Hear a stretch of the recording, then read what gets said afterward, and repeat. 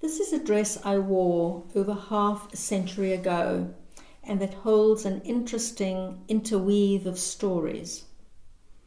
At first sight, it speaks of a special day in the life of a Portuguese, Catholic, 8-year-old girl living in South Africa. But as one lifts the layers it holds of the cultural fabric of the family and society within which it came into existence, one connects with many others. It is the story of the deep love of a mother for her firstborn daughter, of the religious and cultural norms and expectations placed upon her, of the impact of the events of the day on that day and over the next decades of her life. And it is also a story of how the then 8-year-old, now a woman in her 60s, having decided not to keep the dress in the attic in its original state, transforms the dress and creates something new. It is the story of how trapped, anxious, unresolved issues were remembered, how the touching and holding of the dress took the little girl back to the emotions of the day, and how the now mature woman was able to transform these emotions into resolved, unknotted, and joyful ones. Sunday, the 29th of October 1961, was an unusually wet day. The rain poured heavily as the communicants assembled in the grounds of the boarding school adjacent to the church. I found myself surrounded by older pupils, all with umbrellas protecting me.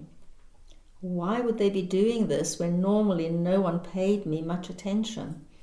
I had no friends, and most of the time I felt painfully isolated and alone. So why the fuss today? It was the dress. The dress was indeed beautiful.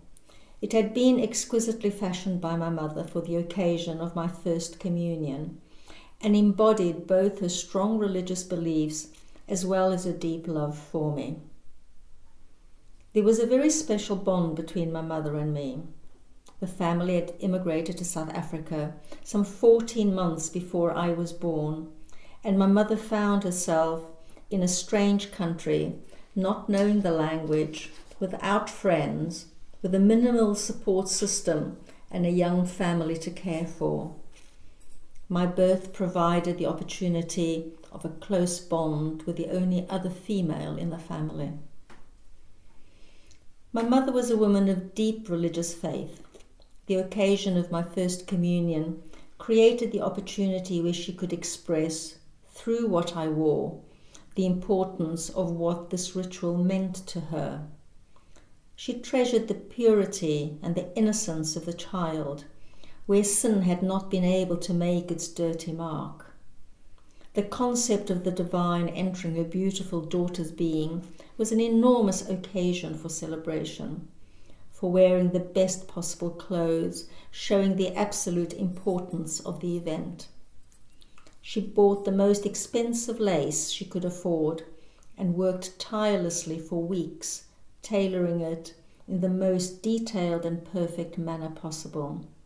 The dress was stunning. I carried and felt that special feeling and the importance of the event my mother had passed on to me. But I also carried a great anxiety on the day.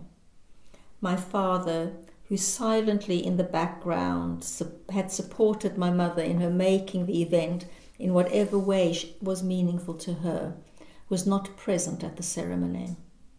He was a man of independent thought, one of the many characteristics I always admired in him, and was involved in his own inner questioning at the time.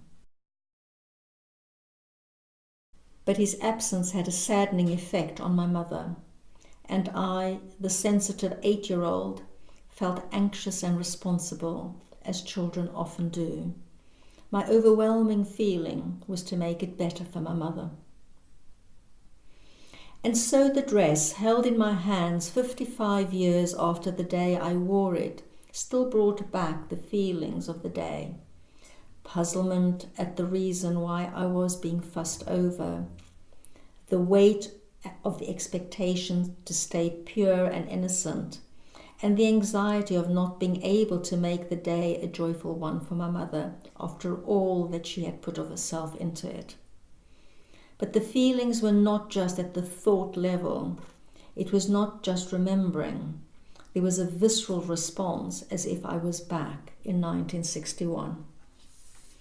As a clinical psychologist, I know that family patterns of thinking and being experienced early in life are embedded in what we become as adults. I also know that conditioned patterns that don't serve us well can be changed. Over the last few years, I have been developing a method of working professionally where threads, strands, and fabrics are used in imagery, metaphor, and literally to facilitate this change. And so the challenge was before me. I was going to transform this dress into a work of art through the act of revisiting the uncomfortable, unresolved, anxious emotions of the day and change them into better serving dynamics. I wanted to create something that held the beauty and the love within which it was made, but that now also included my own mark. As I unpicked the dress, I could feel my mother's love in every stitch. She was no professional seamstress, but the attention to detail and the perfection in execution was extremely touching. And yet I needed to grow up and out of the negative remains of the day, because those did not serve me well. I wanted to create a piece that honored my parents, that showed my deep connection and respect for who they were, but I also wanted to let go of the weight of expectation and the anxiety of not being able to perform the impossible. I kept reminding myself of Khalil Gibran's writing on children. You may strive to be like them, but seek not to make them like you.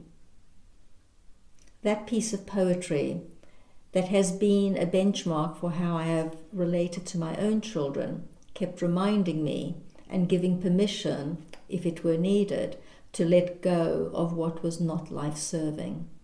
And as I worked on the new piece, my heart and mind were focusing on creating a synthesis of what I loved and treasured in what my parents had so lovingly given, but that contained my own individuated voice as well.